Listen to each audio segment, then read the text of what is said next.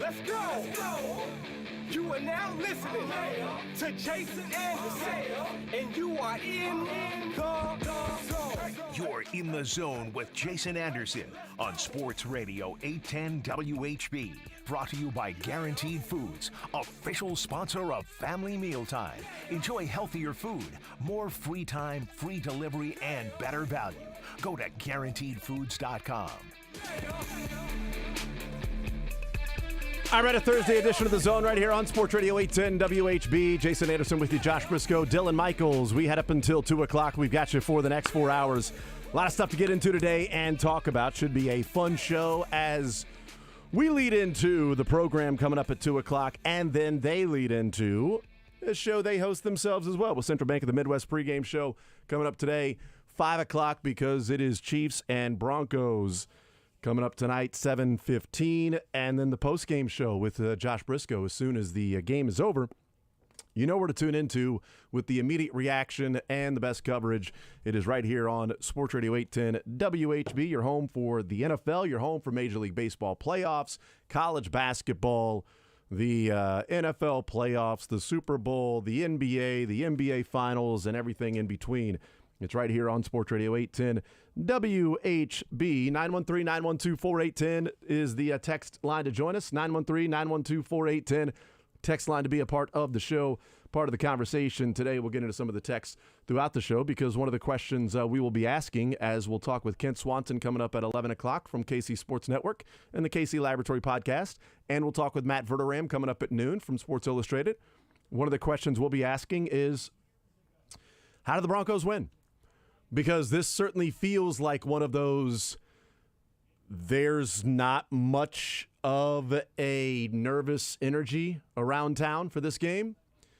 It's really been a while since there's been nervous energy around town. Next Sunday, I think there'll be nervous energy with the Chargers coming to town, certainly in Germany with the Miami Dolphins, Philadelphia Eagles on Monday Night Football, some of those games. But there is not that for tonight's game. Really, the discussion is about the Chiefs playing themselves. What do they do to continue to improve? What do the wide receivers look like?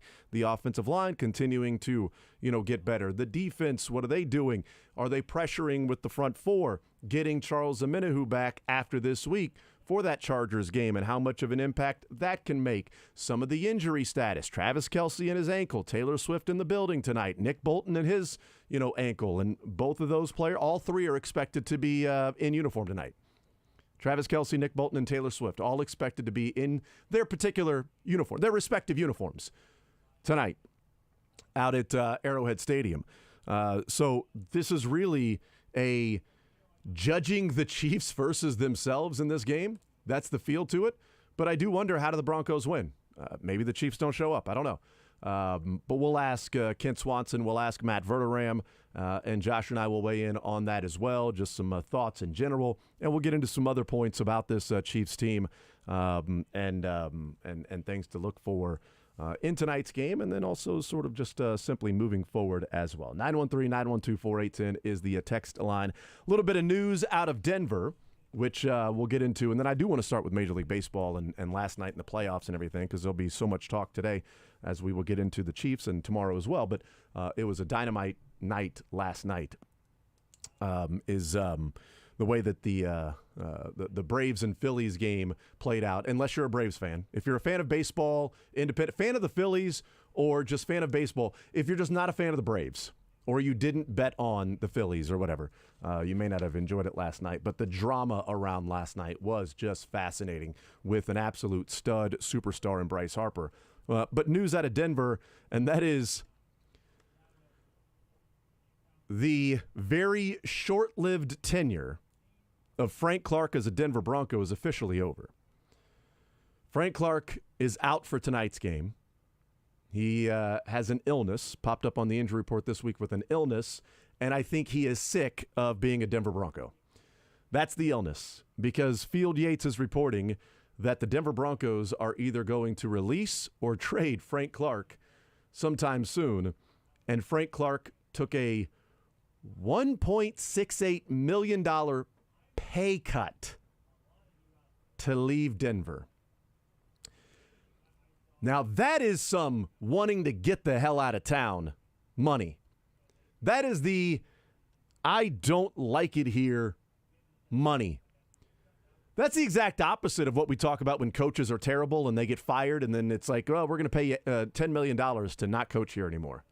Oh, that's great work. That's awesome for the coach. I mean, not for his career, but, $10 million and not have to work. That's awesome. For Frank Clark, it's the exact opposite. I'm paying you $1.7 million to not work for you anymore. I don't want to be here. I don't want to work for you. I don't know where he ends up. I doubt it's with Kansas City. If Charles Omenihu was not right around the corner returning to the Chiefs, if Charles Omenihu was not on the team, maybe that would be the case.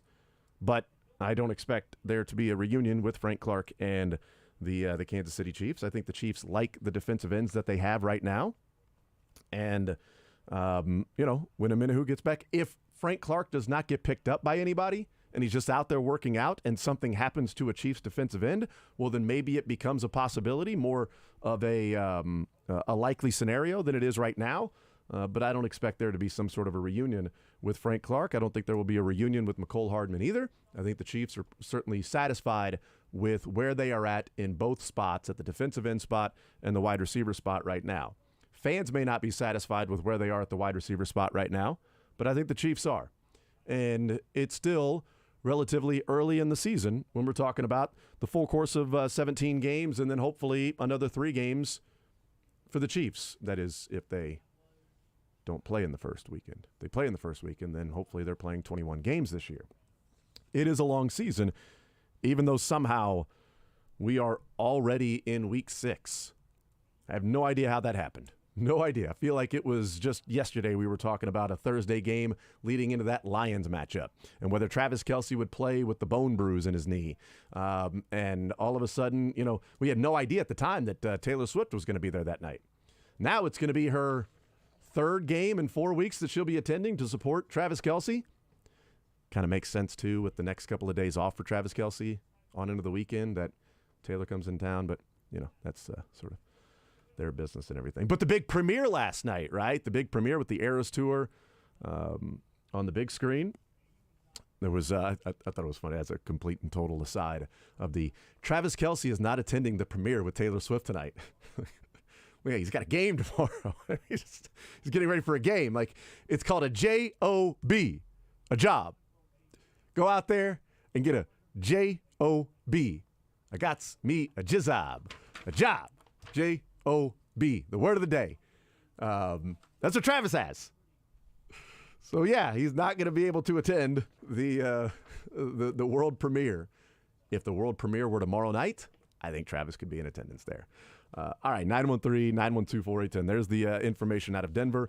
I do want to get into the Major League Baseball playoffs and what took place last night in just unbelievable drama. Just unreal. And I'm kind of mad at myself because, I was talking yesterday about the Phillies and about Bryce Harper, and I lost track of time.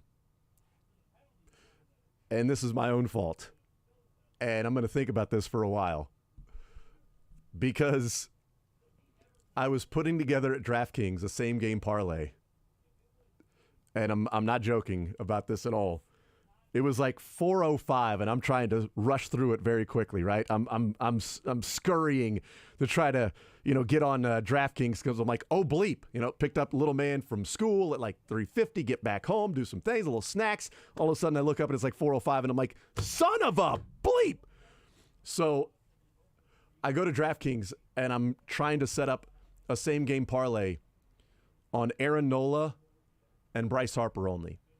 So I had the 6+ strikeouts for Aaron Nola, and I had Bryce Harper, and I was like, he's going to go off.